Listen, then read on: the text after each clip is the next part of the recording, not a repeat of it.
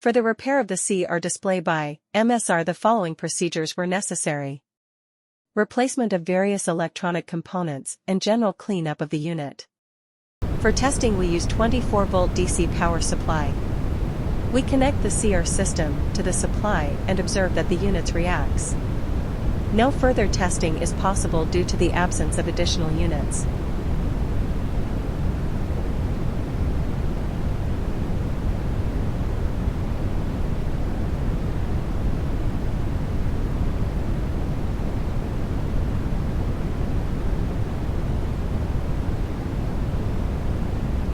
It is now clear that the CR display by MSR is working successfully and is ready to be delivered to the client.